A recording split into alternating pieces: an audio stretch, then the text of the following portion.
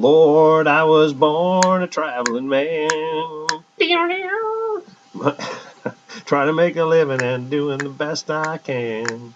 And when it's time for leaving, I hope you'll understand. I was born a traveling man. I sing that song to you because I want to torture you. No, actually, it's because this time of year we have, well, I guess I would call it the trigger syndrome. This is my horse Trigger. I'll just hold him up here, let you see him. And Trigger, when things get bad and things are scary, here's what Trigger does. Ready?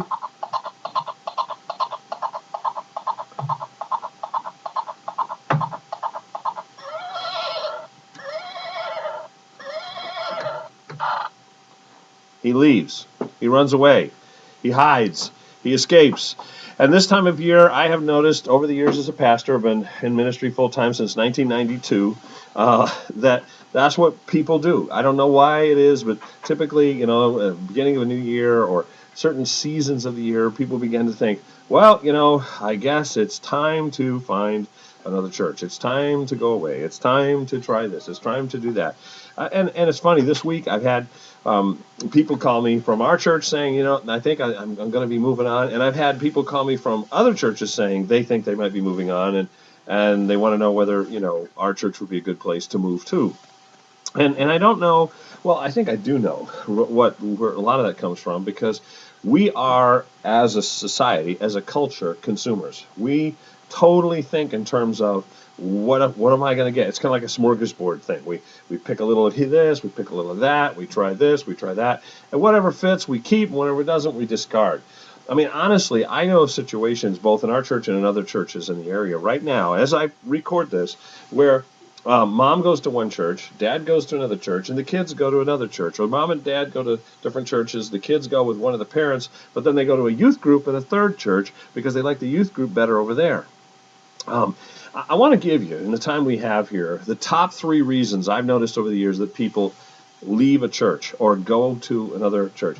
And then I want to give you what I think is the only biblical reason to go, and some things to think about in terms of a commitment to a church, whatever it is. A church that you're in now that, let's say, I'm assuming now, I guess I should say, it's a biblical church. It's a church that, preaches the word of God, where there's no moral failure. The pastor is not, sinning or doing something inappropriate with the secretary, and or trying to promote ideas that are against God's will. Okay, we're assuming all that it's a good church.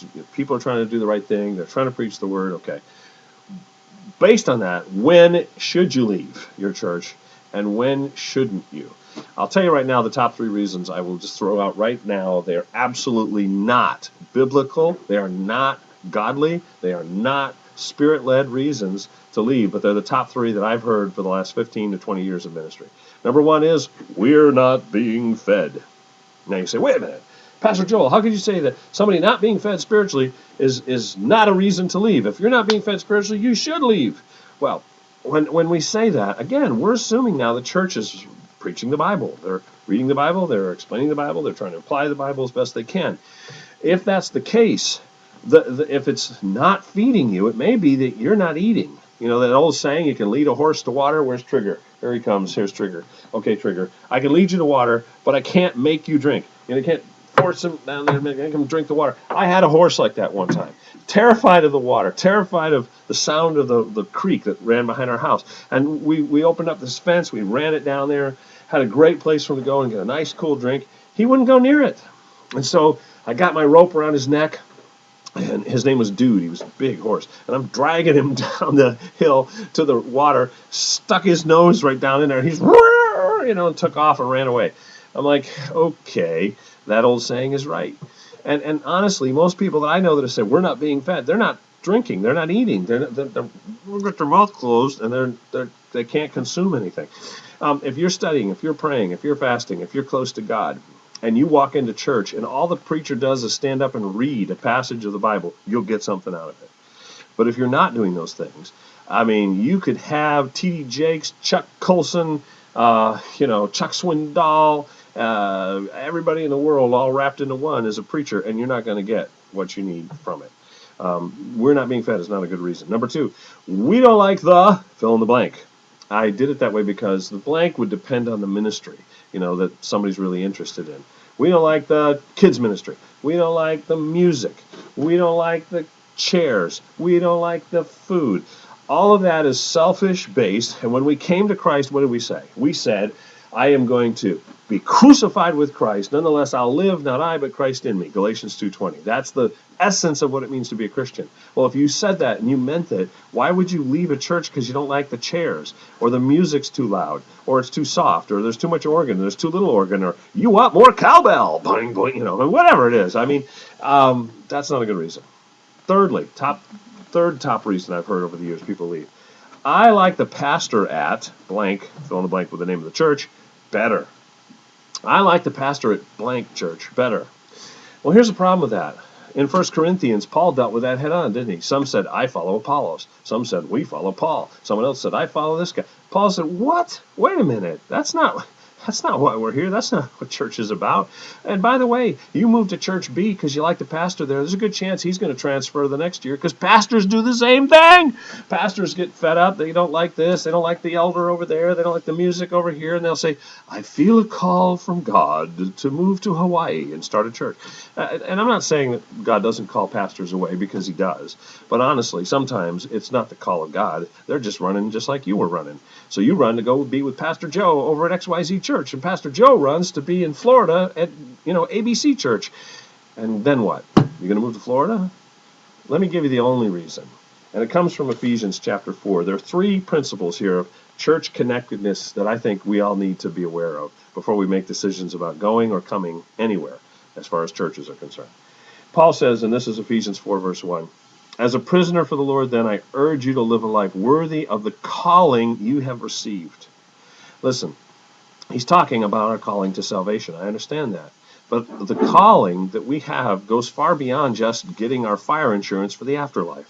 Your calling and my calling has to do with our ministry to the Lord Jesus Christ. We are told by Paul also that we are saved unto good works. So you have a calling to do ministry, good works for God, and he saved you for that purpose. So if he calls you to another place to do that ministry because it's needed there, then that's a good reason to go. That's the only reason to go, apart from, again, sin or heresy being preached in your existing church.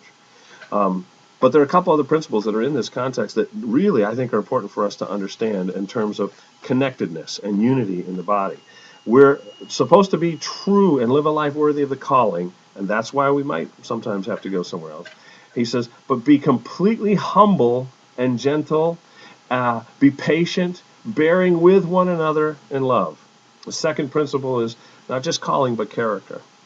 Our character is the reason we stay. Our character is the reason we build up our existing church. Our character is the reason we contribute to the kids' ministry we don't like, so it gets better. Our character is the reason we get involved in the music ministry to help make it better, or help recruit some new musicians to help make it better. Our character is what keeps us there because it's what Jesus would do. And that leads me to the last issue, which he really, I guess, should go without saying. Paul says, make every effort to keep the unity of the Spirit through the bond of peace. There is one body and one Spirit, just as you were called to one hope when you were called, the one Lord, one faith, one baptism, one God and Father of all, who is over all and through all and in all. In a word, it's commitment. Commitment to unity that would cause us to stay. So folks, if it's, you're getting a little antsy when it's time for leaving, I hope you'll understand that you're not called a rambling man. You're called as a Christian man or woman. And we stay to serve unless God calls us to do it elsewhere. God bless you. Have a great day. Thanks for taking the time to join us on Pastor Pod.